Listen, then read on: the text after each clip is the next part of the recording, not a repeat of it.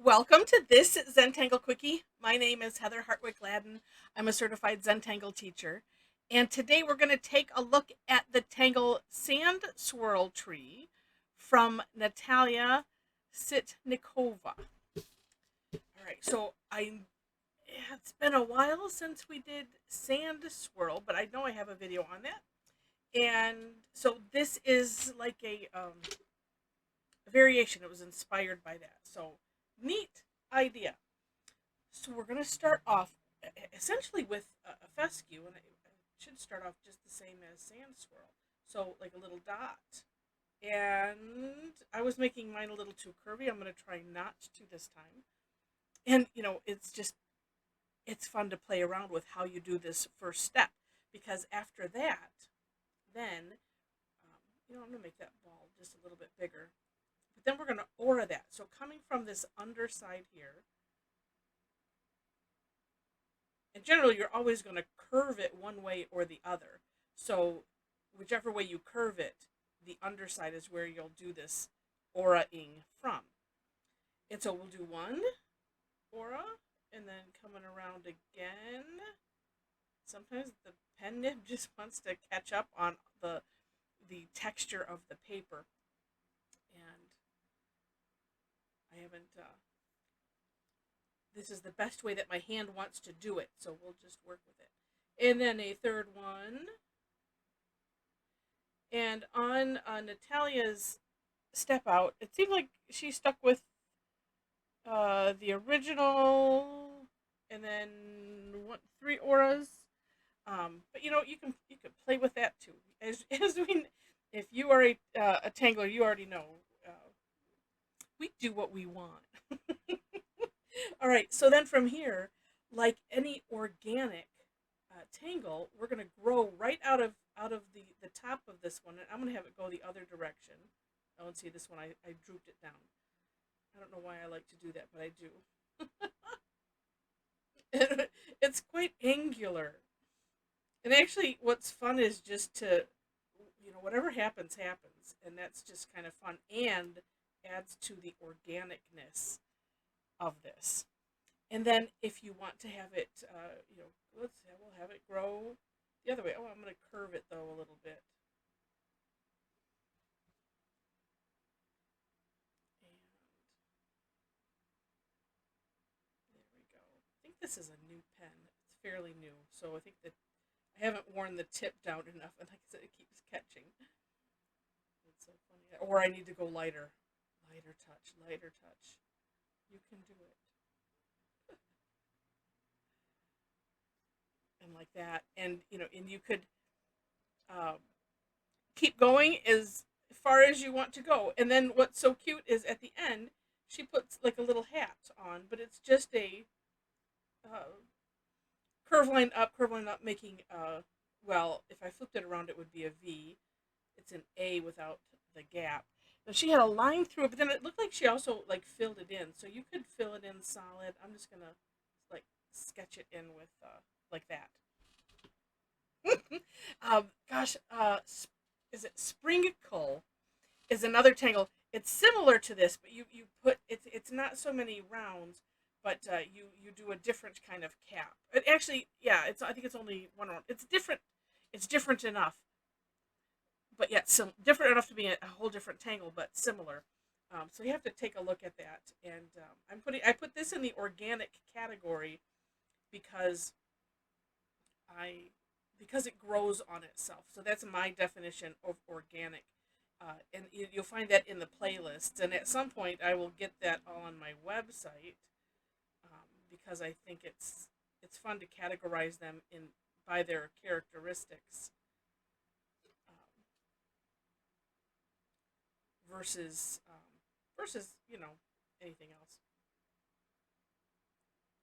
Because sometimes you're looking for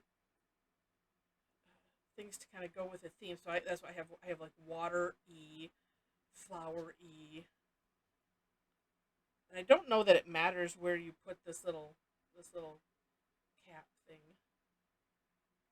Oh, well, and since I've done this way, I best do a third one, because that works good, right?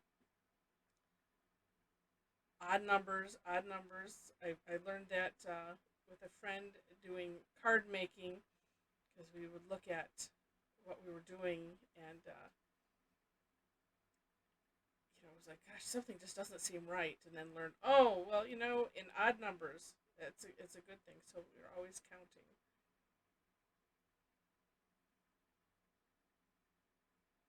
And it's such a fun, whimsical tangle. They with the point, it kind of takes on a little character. Now, so some shading ideas. Number one, where it tucks in. So right there, we're going to add some shading, and then I think where it's growing from the one before it, we'll put some graphite there. And you could, if you run some up, along a side or something. The one thing that I notice, kind of as a challenge, it seems like for me, when I have lines, oops, that wasn't quite dry. um, Sometimes when I have a lot of lines like this, and when I'm doing shading, if the shading, and it's not like that I'm thinking about it in any respect, but where it just seems to naturally fit into one of these sections, then it looks like I'm filling it in versus shading it. So I always seem to have that challenge. But this way, we're going across the lines like so. And so we won't run into that challenge. Oh, and I said, why did I share that anyway? I shared it because I was mentioning if you wanted to, do something on one of the sides. That's what I was thinking.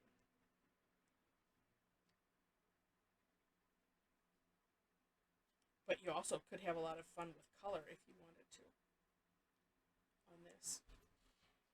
Oh, that adds some neat depth. And I'm sorry, I was like covering the whole thing. You didn't see the magic. Well, no, I'm just kidding.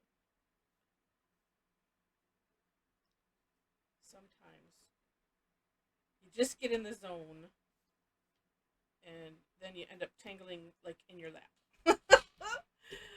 Oh, cute, cute. Really neat to tangle.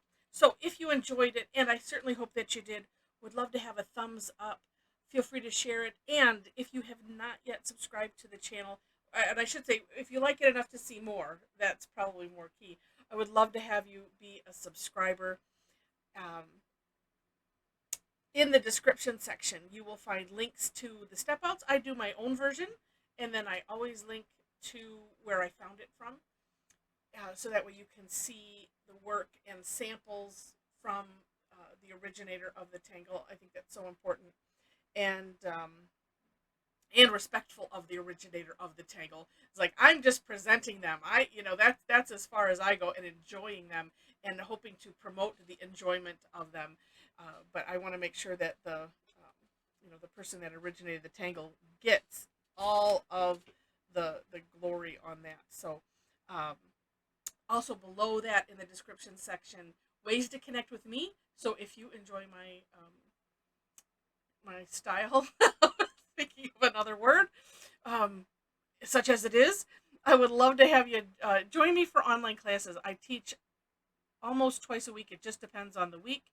A lot of them are free. I have 2 out of all that I do a month are a paid class, and I also have a subscription club. So if you're interested, check us out for free and just see, if you like my style and you like it enough that you think you'd take regular classes, then check that out. But come and join us for free every Thursday for sure, unless I have a weird schedule thing, which I do have something in August coming up that I have to shift it probably to a Wednesday or something like that. But that doesn't happen very often.